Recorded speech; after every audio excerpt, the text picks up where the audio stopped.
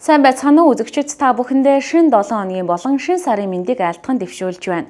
ДБС-ийн мэдээний албанаас эрхлэн бэлтгэдэг төвөмбөсийн мэдээллийн хөтөлбөрийнхөө ээлжид шинэхэн дугаараараа өнгөрөх амралтын өдрүүдийн болон өнөөдрийн дархан уул аймаг орон нутгийн сүүлийн үеийн цаг үеийн мэдээлэлээ танилцуулъя.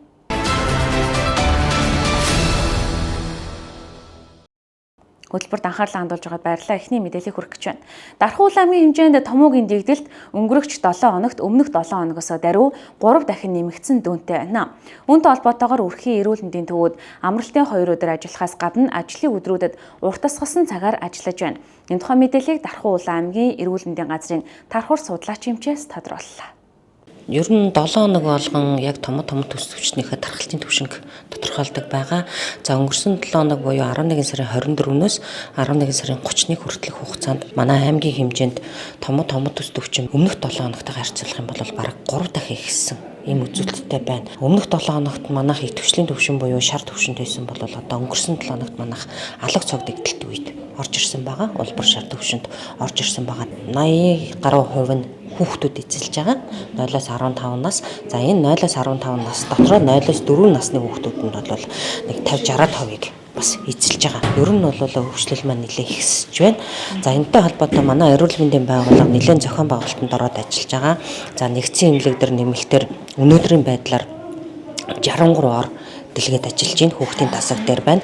За мөн дотрын тасгийн нэг жигүүр их султгаад ингээд нийтдээ 63 ор дэлгээд ажиллаж байгаа. За мөн нэгдсэн эмнэлгийн хүүхдийн тасаг дээр амралтын 2 эмч ажиллаж байгаа. Нэмэлтэр 1 эмч нэмэгдсэн гэсэн үг. За мөн амралтын өдрүүдээр өрхийн эрүүл мэндийн төвүүд маань бүх өрхийн эрүүл мэндийн төвүүд маань 10-аас 16 цагийн хооронд ажиллаж байгаа. За 16-аас 22 цагийн хооронд өрхийн эрүүл мэндийн төвөөс эмч нар нэгдсэн эмнэлгийн хүүхдийн засаг дээр нэмэлтээр ажиллаж байгаа гэсэн үг. Амралтын өдрүүдэд. За өнөөдөр бас нэгэн шийдвэр гарч байна.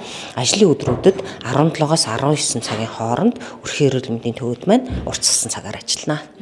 Энэ удаагийн улирлын томоо одоо эцэгчүүд ярьж байгаа л да маш хурдан хугацаанд одоо хатгаа болгож ийн, маш өндөр халуурж ийн гэж ийн. Энэ удаагийн одоо томоогийн онцлогийг бас харуул. За халдвар төвчин судлалын үндэсний төв дээр бүх аймагуудаас шинжилгээ сорьц тээвэрлэгдээ тэнд шинжилгээ хийгддэг байгаа. Томоогийн үүсгэгч илрүүлэх шинжилгээ хийгддэг.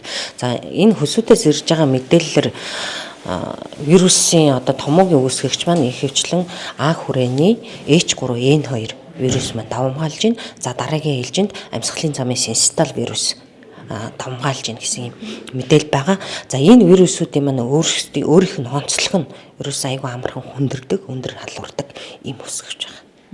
За анхааруул сэрэмжлүүлэх зүйл юу байна?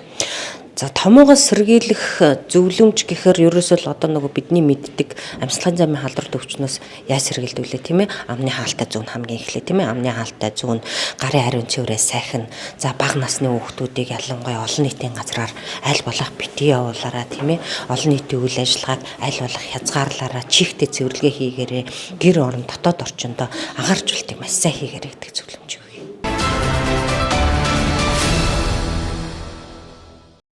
Хөтөлбөр сэрэмжлүүлэг мэдээлэлээр үргэлжлэн тодруулбал үнэт эдлийн суглаа, хөөрөгний чулууны суглаа, яндоогоо хаглаараа гих зэрэг шин төрлийн залингийн гэмтэр ихээр бүртгэгдэх болжээ. Захин орчиндохоо залингийн гэмтэргээс залхам тутамдаа сэрэмжлэхийг цагдаагийн байгууллагаас зөвлөлөө. Улсын хэмжээнд одоо заллих гэмтэрийг маань одоо өссөн өмнөх оныхоо мөн үеэс өссөн үзүүлэлттэй гарсан байгаа. За үүнийг одоо илрүүлэх, талсан зогсох, бууруулах чиглэлээр цагдаагийн байгууллагаас бол үе шаттайгаар арга хэмжээнүүдийг бол зохион байгуулан ажиллаж байна. За одоогоор улсын хэмжээнд одоо дансаа бүв ашиглуул гэсэн арга хэмжээ явагдаж байна. За Дархан уул аймгийн хэмжээнд дарханчууд заллиулахгүй гэд хэсгэлсэн арга хэмжээ бас явагдаж байна. За тэгэхээр сүүлийн өдрүүдэд бол захин орчинд одоо суглаа, хусдаг лайв хэлбэрээр за залилангийн шинжтэй үйлдэлүүд бас нэлээдгүй явагдаж байгаа. За мөн одоо юу гэдэг үнэт идэл эсвэл одоо зүсэд одоо юу гэдэг яндоогоо хагалаараа гих мэтлэнгийн одоо хөөргөний чулуунуудыг шууд лайв хэлбэрээр худалдан борлуулж байгаа ийм залилангийн шинжтэй үйлдэлүүд байгаа. Тэгэхээр иргэд та бүхэн захин орчинд ямар нэгэн бүтээгдэхүүн бараа бүтээгдэхүүнийг худалдан авах, за мөн одоо юу гэдгийг шаардлагагүй тохиолдолд тэр суглаа лайвд одоо оролцохгүй байхыг та бүдэд сэрэмжлүүлж байна. За дарханчууд залилуулахгүй арга хэмжээ маань энэ оны 8 дугаар сарын 21-ээс одоо он дуустал үргэлжлэхээр зохион байгуулагдаж байна.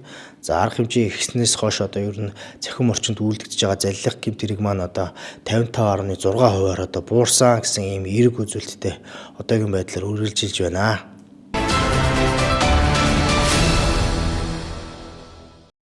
Төвийн бүсийн мэдээллийн хөтөлбөр бизнес мэдээлэлээр үргэлжилнэ.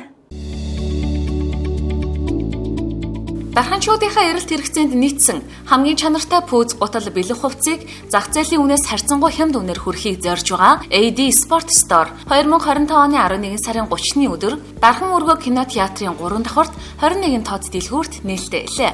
Нээлтийн өдрүүдээр худалдан авалт хийсэн хүмүүст гарын бэлэгтэй гэдгийг онцолж байна. Nike, Adidas, Converse, Under Armour, Lenin, Puma 361 Anta зэрэг брэндүүдийн заалны болон гадуур өмсөх зориулалттай бүх төрлийн пүүз, өвлийн куртик, өмөд, цамц, эртүүз, малгай, оймс, цүнх зэргийг өргөн сонголттой танд нийлүүлнэ. Ленд CGM апыг ашиглан зээлэр худалдан авалт хийх боломжтой. Манай дэлгүүрт болохоор Adidas, Puma, Nike, Lenin, Anta 361 өргөн сонголттой пүүзнүүд байгаа. Манай дэлгүүрийн дарханчуудад зориулаад хамгийн чанартай бараг хамгийн хямд үнээр худалдаалахыг зорж байгаа. За AD Sport Store дэлгүүр маань арзмаар өргөн сонголттой 100% оригинал пүүзнүүд хамгийн хямдаар зарж байгаа. Тэгээ манай дан пүүзгэлтгөө спорт хувцас, өмөд, өвлийн куртик, подолк, өвлийн малгай, цүнх бүх төрлийн өргөн сонголтоор байгаа. Дарханчууд маань ирж үйлчлүүлээрэ. За цөөхөн үедээ онцлог пүүзнүүдээс харуулчих. Манай Kobe 6 маань энэ Jamoranti 3 цаг үрийн пүүз бас арзмарын сонголттой бэлэн зарагдаж байгаа. Тэгээ иймгээр Jordan 1-үүдээ дандаа Jordan-гийн пүүснүүд байгаа. Тэр болонд маань болохоор дандаа заалны пүүснүүд маань арзмарын сонголттой байгаа. За манай дэлгүүрт дан эрэхтэй шимэгтэй бас гутлнууд байгаа. Өвлийн. Одоо ийм өвлийн Converse байна. Одоо ийм өвлийн бас үйл өмсөж болох юм Jordan-гууд байгаа. Арзмарын сонголттой байгаа шүү. Манай AD Sport Store-т маань өвлийн эрэхтэй 361 брэндийн алтрахгүй ус тасны хамгаалттай ийм гутал байна. Мөн Nike-ийн гутал байна. Ийм Puma-гийнх байна. Одоо энд Adidas харагдаж байна. AD Sport Store-ийн ажиллах цагийн хуваар өдөр бүр 10-аас 20 цагт ажиллана. Харилцах утасны дугаар 95 11 46 61 88 60 98 52. Хаяг Аюулгүн тойрог Дархан өргөө кинотеатрт 3 давхрын 21 тоотлангу AD Sport Store байрлаж байна. AD Sport Store дарханчуудтай чанартай бараа хямд үнийг ойртуулахаар зорин ажиллаж байна. Нээлтийн өдрүүдээр худалдан авалт хийсэн хүн бүрт гарын бэлэгтэй та бүхэн тус дэлгүүрийн Facebook хуудас болох AD Sport Store хаягийг дагаж нэгдэн шинэ барааны мэдээллийг цаг тухай бүрт нь аваарай.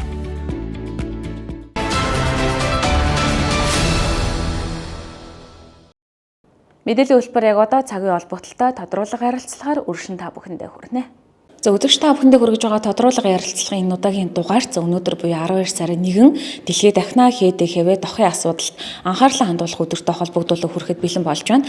За энэ удаагийн дугаарт Дархан аймгийн эрүүл мэндийн газрын ХДХВ дохын хөтөлбөр зохицуулагч эмч гэрэлмээ оролцож байна. Танд өдрийн мэндийг хүргэе. Баярлалаа та нарт ч гэсэн энэ өдрийн мэндийг хүргэе. Жил болгоны 12 сарын 1 дэлхийд даяараа ХДХВ тох руу анхаарлаа хандуулах ёстой өдөр байдаг. За энэ жилийн хувьд ямар одоо уриалгыг дэвшүүлсэн байгаа вэ? За ерөн сүүлийн жилүүдэд дэлхийд дахинд Монгол улсад ХДХВ тохын халдварын тухай тоо баримт мэдээллүүдийг хойлоод дуртаад ярилцлага эхлэв.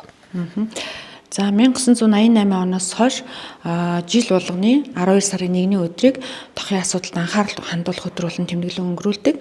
За Монгол улсын хэмжээнд бол 12 сарын 1-ний өдрийн урайг бол энэ жил асуудлыг шийдье, тохын асуудлын арга хэмжээг сайжруулъя гэсэн урайнд бол явагдаж байгаа. За ерөнхийдөө бид нар жил болгоны 12 сарын 1-ний энэ өдрийг тэмдэглэн өнгөрүүлдэг. Гэхдээ бид нар улаан туузыг зөөж тэмдэглэн өнгөрүүлж байгаа. За энэ улаан туузны үн учрыг нэгдүгээр болохоор бол олон сая хүн тохын халдвар буюу энэ өвчний хүндрэлээс нас орсон байдаг. За тэрний тэдгээр хүмүүсийн дурсгалыг хүндэтгэж байгаа. Хоёрдугаарт нь энэ ХДХВ тохын вирусын эсрэг эмчилгээ, төгс эмчилгээ хурдан гараасаа, урьдчилан сэргийлэх вакцин гараасаа гэсэн итгэл үнэмшил байдаг. Гуравт нь болохоор бол ямар нэгэн байдлаар ХДХВ-гийн халдвартай хүнийг гадуурхах, ялгарлах энэ нийгмийн байдлыг устгах, багасгах дээрэс нь найз нөхөд гэр бүлийн хүмүүсийн хоорондын ив нэгдлийг бэлэгдсэн ийм улаан тууз зөөж бид нар энэ өдрийг тэмдэглэн өнгөрүүлдэг. За Дархан аймгийн хэмжээнд тохын энэ өдрийг зөвхөн энэ өдөр тэмдэглээд өнгөрөх биш. Нөхөн өрчгөн насны залуучууд болон оюутан залуусууд, ахлахангийн хүүхдүүд, эдэр насны залуучуудын дунд 10 сараас эхлээд энэ хүмүүсийн дунд судалгаа явуулсан, цахим судалгаа явууллаа. Танхимаар болон цахимаар сургалтуудыг хийж, эдгээрээс бэлгийн замаар дамжих халдвар болон ХДХВ-гээс өрсөн сэргийлэх мэдлэг хандлагыг дэвшлүүлэх бол сургалтыг хийж байгаа. Дээрэс нь энэ өдөрт тохиолдуулаад мөн Тархуу уул аймаг дахь анагаахын шинжилгээ ухааны үндэсний их сургуулийн багш нар, эрдэмтэн мэрэгдэд болон үе тэнгийн сурагч багш нартайгаа болон сумын эрүүл мэндийн төв, өрхийн эрүүл мэндийн төвийн эмч нар, нэгдсэн эмнэлэг эрүүл мэндийн газрын эмч нар нийлээд бүх байгууллагуудад энэ өдрийн талаар тоо мэдээлэл хэрхэн өрсөн сэргийлэх үү, хэрхэн хянагдах уу гэдэг талаарх мэдлэгийг өгөхөөр сургалт хийгдээд явагдаж байгаа. За та бас ерөнхий үндсэн бас уриалга ойлголтуудаа ярьчлаа тий. Одоо болохоор бас иргэд маань тоо баримтыг анхаарч иж магадгүй л дээ. Монгол улсын хэмжээнд хэдэн онд одоо хамгийн сүүлд хэдэн хэвэ тохиолын алдар шинэ тохиол бүртгэгдсэн бэ? За 2025 он гарснаас хойш магадгүй бүртгэгдсэн байгаа юу? Энэ тухай иргэд тодруулах хүсэж байгаа гэж бодож байна. За Монгол улсын хэмжээнд 2025 оны 12 сарын 1-ний байдлаар нийт 424 тохиолдол хэдэн хэвэ тохиолын халдвартай гэж бүртгэгдсэн. Үүнээс 71 тохиолдол бол энэ өвчний улмаас нас орсон байна. За ерөнхийдөө энэ онцлогдож байгаа насыг харахад бол 20-с 34 насны залуучууд онцлогдоод байна. Нөхөн үржих насны залуучууд. За энэ 424 хүний маань 15% нь эмэгтэйчүүд, хөөсийн хувьд 85% нь эрэгтэйчүүд эзэлж байна.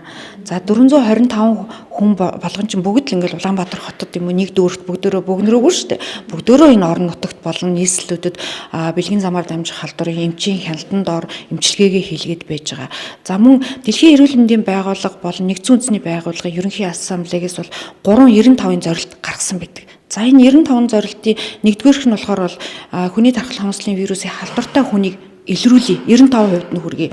Дээрэс нь эдгээр хүнээсээ 95% нь эмчилгээнд оруулъя. Гуравт нь эмчилгээнд орсон хүмүүсийн вирусын ачааллыг бууруулах гэсэн юм 95 зорилт тавьсан байдаг бол Монгол улсын хэмжээнд энэ 395 зорилтын нэгдүгээр зорилт нь бол 47%-тай.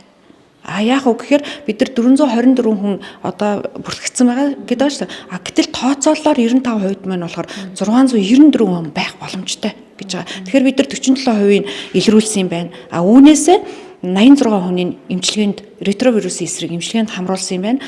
Эмчилгээний үр дүн буюу вирусын ачаал нь 84 хүн нь вирус ачаал буутсан ийм амжилттай явж байгаа байхгүй. Тэгэхээр бид нар яах нь өөрсдийнхөө иргэн болон хувь хүн аж ахуйн нэгж гэдэг юм уу эрүүл мэндийн байгууллагатай хамтраад өөрсдөө урьдчилан сэргийлэх үйлчлэг тогтмол оруулах. Жилд 1-2 удаа.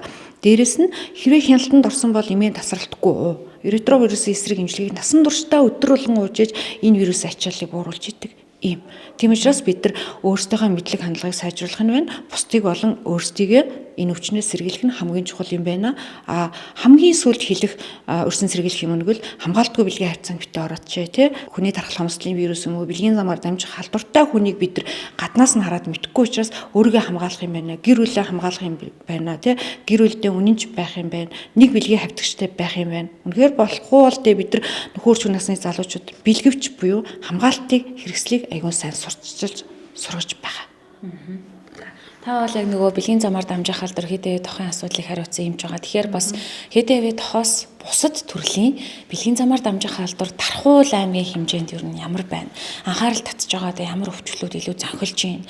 Хэдээс хэдэн насны залуучууд манаас өвчлөлт өртөөд байна? Анхаарах зүйлсүүд те сэрэмжлүүлэх зүйлсүүд юу байна? Хойлоо энэ тухайс ярилцгаая. Тархуу аймгийн хэмжээнд 2025 оны 12 сарын 1-ний байдлаар бэлгийн замаар дамжих халдвар төвчин буюу зөнхлөн тохиолдох өвчин гэж байдаг. За энд нь болохоор цаг хүтэн өвчин, тэмбүү өвчин, трихомоноз өвчнийг авч үздэг. Цаг хүтэн өвчний тохиолдол 77% буюу 45.1%. Тэмбүү өвчин болохоор 72 тохиолдол буюу 42.6%. Трихомоноз өвчин бол 19 тохиолдол буюу 12.3%-ийг эзэлж байгаа байхгүй. Тэгээ ингээ харахаар энэ 169 тохиолдлын насны байдлыг ингээд хараад үзэхээр 14-өөс 65 насны тохиолдол бүртгэгдсэн байгаа. Манай Тархуу аймгийн хэмжээнд. Тэгэхээр бид нар яах нь 14-өөс 65 нас гэдэг чинь нөгөө л өсвөр насны хүүхдүүд, ахлах ангийн хүүхдүүд маань энд хамаарагдаад байна. Дээрээс нь дийлэнх 56% нь 20-34 насны жинхэнэ нөхөрчмөн эд идэвхтэй бэлгийн амьдралд байгаа залуучууд эзлээд байгаа учраас бид нар энэнд дөрөөсөө анхаарал хандуулах нь чухал юм аа. Энэ насны залуучуудын урьдчилан сэргийлэх үзлэг болон мэдлэг хандлагыг сайжруулах нь хамгийн чухал юм байна гэдэг нь энэ тоо баримтаас харагдаад байна. Дээрээс нь 1510 жирэмсэн ээж Тархуу аймагт 25 онд хяналтанд орсон байна. Гэтэл үүнээс нөгөө бэлгийн замаар дамжих халдвар төвчин шинэ тохиолдол 24 бүртгэгдсэн байна. За энэ 24 тохиолдлын нэг тохиолдол нь тэмбүү өвчин, 12 тохиолдол нь цаг хүтэн өвчин, 18 тохиолдол нь тэрхноо зүж гэд. Тэгэхээр бид нар өрсөн сэргийлэх үзлэгтэл хүмүүсээ сайн хамруулаад жирэмсний хяналтандаа эрт ороод авах юм бол тухайн өвчлөлийг бид нар эрт нээгч болох юм байна. Өрсөн сэргийлэх үзлэгийг аж ахуйн нэгж байгууллагаараа хийгээд авах юм бол эрт үзэх юм байна. За дээрэс нь хувь хүн өөрөө иргэн хүн өөртөө анхаарал сайн хандуулах юм бол бид нар энэ өвчнийг эрт илрүүлж стандарт эмчилгээг сайн хийж болох юм байна гэж үзээ та. Тэмбүү өвчл бас саяхан бас сошиал орчинтэй Монголд бол тэмбүүгийн өвчлөл маш их байна гэсэн мэдээлэл явж байна. Энэ яг үнэн бодтой мэдээлэл үү эсвэл бас ташаа байдлаар яваад байна уу? Хүмүүсийн бас сэтгхүүд нөлөөлөл нь шүү дээ. Тархуу аймгийн хэмжээнд тэмбүү бас их гарч ийн жирэмсэн хүмүүсээс ч гэсэн гарч ийн. Тэгэхээр тэмбүү өвчнөө хойлоо онцлоод ярвал тэгээ дээрээс нь бас нэг асуулт асуухад зарим одоо залуучууд маань юу гэдэг юм би өөрөө өвчнөө эмчилж ийн гээд яг мэрэгжлийн эмчээс заавар зөвлөмж эмчилгээ авахгүй өөртөө дур мэдж эмчлээд өвчнийг бүр архагшуулдаг тохиол хэр байдгийн бэ? Үүн дээр та ямар зөвлөгөө өгөх вэ? Одоо юу гэдэг би одоо бэлгийн замаар дамжих халдвар авчлаа гэдэг хичээ зоох ч юм уу те. Тийм зүйл залуучуудад бас тохиолддог гэж ярьцлагууд их дурддагдчихсан байхгүй юу? За бэлгийн замаар дамжих халдвар төвчин тэмбүүгийн өвчний халдвар буюу шин тохиолдлууд маш өндөр байдаг. Юу гэдгийг ганцхан тэмбүү өвчний халдвар бэлгийн замаар дамжих халдвар төвчний үед тодорхойлогдоод байдаггүй. Бэлгийн замаар дамжих халдвар төвчнтэй гээд ингээд тодорхойлолтоор ингээд шинжилгээ аваад үзэхэд бэлгийн замаар дамжих халдвар төвчний тэмбүүгийн халдвар халамитийн халдвартай юм уу, трихоназын халдвартай юм уу те эсвэл заг хүүдэн трихоназын халдвартай ч гэдэг юм ингээд бэлгийн херпес буюу цэврүү өвчнөд ч юм уу дандаа ингээд 2-3 өвчин хамт байгаа. Гэтэл бид нар дур мэдээл тэр аптек тэр сайн байгаа. Тэгсэн би тэрийг уугаа зүгээр болцсон гэдэг. Ямар үүсгэгч байгаа тэр үүсгэгчийн эсрэг стандарт эмчилгээ хийхгүй бол тэр хоёр төрлийн өвчлөлийн үүсгэгч байхад нэг үүсгэгчийн эмчилгээ хийгээд ямар ч үр дүн байхгүй. Нөгөөх нь ахаал архагшаад гараад ирдэг. Улмал идэхгүй байх удаа явах шалтгаан нь илүүтэй байгаад байгаа. Тэгэхээр бид нар яах нь тэр бэлгийн замаар дамжих халдвар төвчтэй байлаа гэд би хүнээс айх эмээх биш те биднэрт л байдаг. Бидний эргэтэн систем дотор байгаа эргэтэн систем өвдсөн учраас зовхгүйгээр мэрэгжлийн эмчид стандарт эмчилгээг зөв хийгээд зөв хяналтанд байх хэрэгтэй. Одоо юу гэдгийг бэлгийн замаар дамжих халдвар төвшин тэмбүү өвчний эмчилгээг хийлгчээд 3 сар, 6 сар, 9 сар, 1 жил 3 жилийн дотор хяналтанд байх хэрэгтэй. Гэтэл манайхан ерөөсөө дараагийн шинжилгээг өгөхгүй үедээ баг ингээл хайчаа яваад байдаг. Эмчилгээ хийлгэсэн юм чинь ингээд. Гэтэл тэр үүсгэгч нь цуснаас гарах хугацаа гэж байна. Цусны дотор хадгалагдаад явж явах хугацаа байна. Тэгжээтэл дахиад халдвар авах тохиолдол байна. Гэх мэтчлэн зүйлүүд байгаа. Гэхдээ ерөнхий боловсролын сургуулиуд болон халахангийн хүүхдүүд болон өсвөр насны хүүхдүүд, оюутан залуучуудад маш сайн сургалтанд идэвхтэй хамрагддаг. Сургалт орохоос өмнө сургалтын өмнөх судалгааг аваад сургалт хийсний дараа сургалтын дараах судалгааг авахд мэдлэг хандлагын түвшин бол ерөнхийдөө нэг 25-аас 30% нэмэгдсэн байдаг байхгүй. За сургалт хийгээд дууслаа маргааш нь би шинжилгээ өгөх гэсэн юм а гэсэн. Дор хаяж 5-аас 10 хүүхэд ирсэн бит. Тэгэхээр бид нар ерөөсөө залуучуудынхаа мэдлэг хандлагыг өөрчлөх юм байна. Заавал өвдсөн хүний араас хөөгөөд өвдсөн хүний эмчилгээсээ илүүтэй эрүүл байгаа хүүхдүүдэд эрүүл зан үйлийг төлөвшүүлэх нь маш чухал юм а гэж үзэж байгаа. За баярлалаа танд ярилцсан. За бид өнөөдрийн дугаартаа 12 сарын 1-ний өдөр буюу дэлхийд дахин ХДХВ тохын асуудал анхаарал хандуулах өдөртэй холбогдуулан тодруулга ажиллагааг хүргэлээ. За энэ удаагийн тодруулга Дархуул аймгийн эрүүл мэндийн газрын ХДХВ тох бэлгийн замаар дамжих халдрын хөтөлбөр зохицуулагч эмч Гэрэлмээ оролцлоо. Танд ярилцсан баярлалаа. Баярлалаа.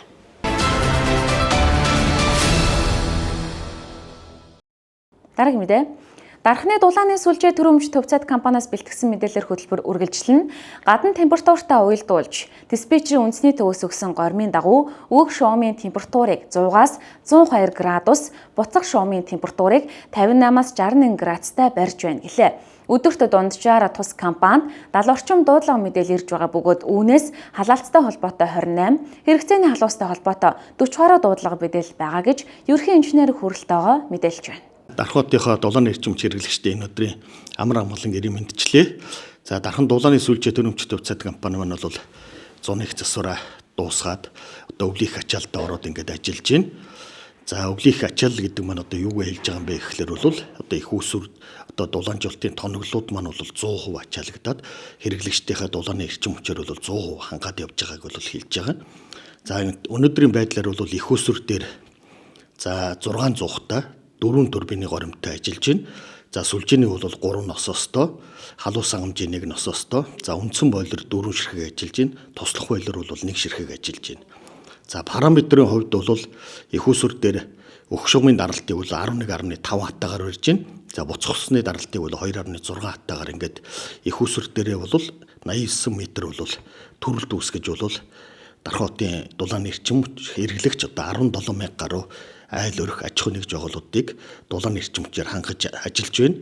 За манай дулааны шугам сүлжээ талдаа бол 4 нососны станц, 15 дулаан хуваарлах төвөр бол 17,000 гаруй аж ахуй нэгж айл өрхөдийг бол дулааны эрчимчээр хангаж ажиллаж байна. За температурын горимын хувьд бол өнөөдөр бол өгөх шугамн дээр 100 градус, буцах шугамн дээр 58 градусаар бол температурын горимыг бол барьж ажиллаж байна. За яг өнөөдрийн байдлаар бол одоо яг манай дулаан хангамжийн бол горим параметрууд маань бол хамгийн максимум утгандаа бол тулцсан ажиллаж байна. За 11.5 хатаа гэдэг манай Дархан хотын дулаан хангамжийн системийн бол ажлын даралт 12 хатаа байдаг, туршилтын даралт 16 хатаа байдаг. Тэгэхээр бол одоо нэг 0.5 хатааг л одоо ажлын даралтанд хүрэхэд бол дутуу байгаа гэсэн үг. Энэ маань бол маш өндөр бол даралтын горимд бол Дархан хотын дулааны шугам сүлжээ бол ажиллаж байна гэсэн үг. За гаднаагаар бол хасах 22 хэм 25 юм хүрж байгаа учраас энэтэйгээ уялдуулаад Дархан одоо диспетчер үндсийн ТV өгсөн горимоор буюу за өнөөдрийн байдлаар бол өдөртөө 100 градусаар за орой хасах 25 градус хүрж байгаа учраас нэг 104-өөс 105 градусаар ингээд өгсөн горимыг бол барьж ажиллаж байна. За энэ одоо өндөр температур, өндөр даралт одоо яг хэрэглэгчдийн маань одоо халах хэрэгсэл дээр очиж байгаа учраас бол манай дулааны эрчим хүч хэрэглэгч нар маань бол бас болгоомжтой байж тийм ээ. Одоо бас аваар саатлаас бол урьдчилан сэргийлж ингэж ажиллах шаардлагатай байна. Одоо өвлийн их ачаал гэдэг маань бол ерөнхийдөө бол одоо энэ өндөр температуртай, өндөр даралттай ус явж байгаа учраас бас болгоомжтой байхыг бол одоо нийт одоо хэрэглэгчтэй бол сануулж байгаа юм л үзүүлэлт юм байгаа. Тэгэхээр энэ дээр бол бас манай хэрэглэгчд маань бол болгоомжтой байж одоо бас хамаагүй бас юмараа оролдож ээж ус алдуулах тийм ээ. Тэгэх юм бол одоо тэр өндөр даралт, өндөр температур бол бас төрөнгөөс гадна бол бас хүний эрүүл мэндэд бол сөрөг нөлөө үзүүлэх учраас энэ дээр бас болгоомжтой байгаарэ гэж нэгдүгээр анхааруулж байна. За хоёрдугаард бол манай Дархан хотын дулаан хангамжийн одоо хэрэглээ бол жилээс жилд нэмэгдэж байгаа. За энийг бол бас би зүгээр жирийн энгийнээр одоо нэмэгдэж байгааг энэ тайлбарлахын тулд бол за нодлын яг өдийд бол бид нар дулааны цахилгаан станцаас нэг хамгийн максимумда 3600 за 3650 цагт бол тонн усыг одоо хэрэглэгч дөрвөө шахдаг байсан бол за өнөөдрийн байдлаар бол 4000 гарцсан явж байна. Нэг өсөндөө бол нодлонгийн муу үеэс бол 400 тонноор бол илүү зарцуулалт маань бол нэмэгдсэн.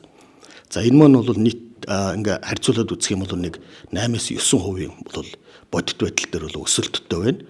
За яг горимын инженерийн тооцоогоор бол нийтдээ нэг 12% өсөлттэй бол ингэж тооцоо гарсан байгаа. Тэгэхээр бол хэрэглээ маань бол маш хурдтайгаар бол өсөж байгаа. Энэ нь бол сүүлийн үед баригдаж байгаа барилга байшингийн бол одоо хурдтай явагдаж байгааг ийм илэрхийлэл байж байгаа. За энийгээ дагаад их усүр дээрээ бол одоо дулаанжуулалтын бүх тоноглолоо ерөөсө байх л ёстой бүх одоо максимум утганд нь тултал бол ингэж ажиллуулж өвлийг бол давхаар бол ажиллаж байна.